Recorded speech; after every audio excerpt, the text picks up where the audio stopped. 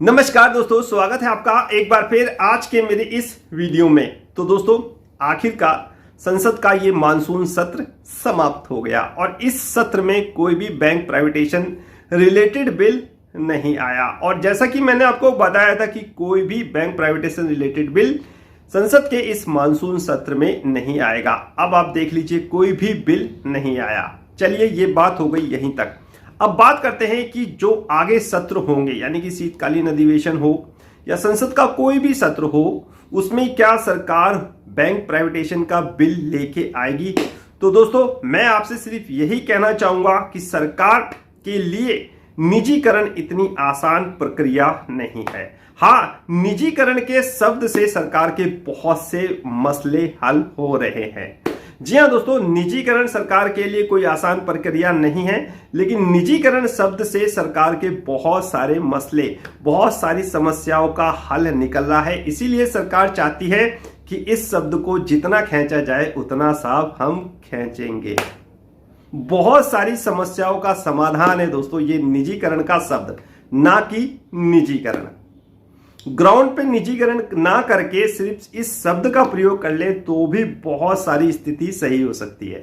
पिछली कई वीडियो में मैंने आपको बैंक से बताया था कि बैंकों की आर्थिक स्थिति सुधारने के लिए निजीकरण शब्द का कितना साहब फायदा हुआ।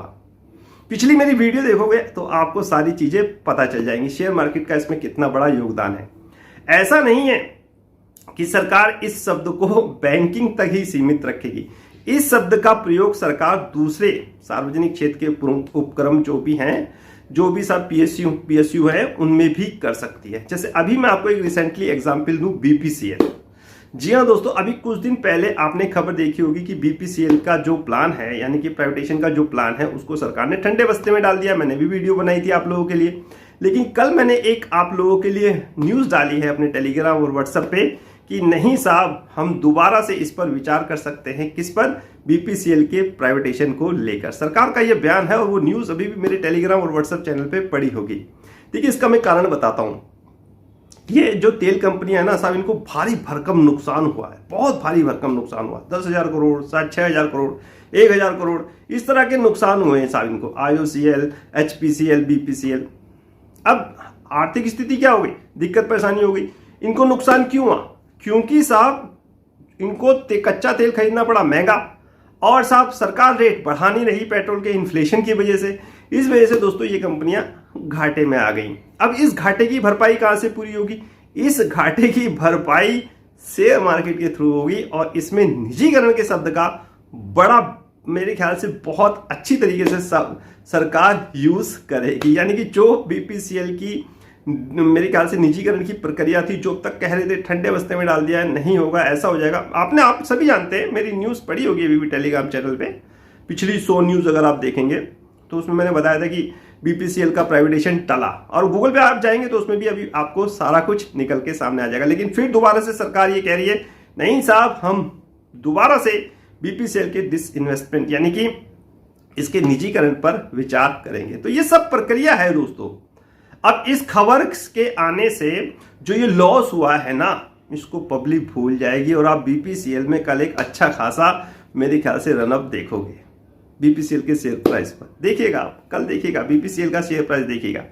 तो निजीकरण ना करके निजीकरण के शब्द का उपयोग सरकार करना चाहती है, इसीलिए सरकार इसको टालती जा रही है। जितना ये टलेगा उतना ही साफ फायदेमंद है।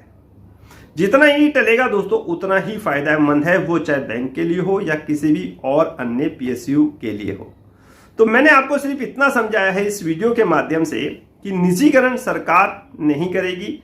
निजीकरण सरकार के लिए इतनी आसान प्रक्रिया नहीं है। हाँ, इस निजीकरण शब्द का प्रयोग सरकार बेखूबी बहुत बार और आने वाले समय में हर बार करेगी। न्यूज भी आपके पास आएंगी किसी भी बैंक को लेकर, चाहे वो आईडीबीआई हो चाहे वो हो। लेकिन जो धरातल पे काम होगा रियल, कि हाँ अब तो फाइनल है, वो आप अभी नहीं देखोगे, क्योंकि ये प्रोसेस अभी कुछ लंबा ही चलेगा और इसका फायदा होता हुआ साफ नजर आ रहा है। और मैं आपको व्हाट्सएप पे, टेलीग्राम चैनल पे हर बार डाटा के अनुसार ही समझाता हूं किस प्रकार इन बैंकों के आर्थिक हालात सुधरे, किस प्रकार बैंकों में पैसा आया। देखिए, बात सारी है पैसा आने की।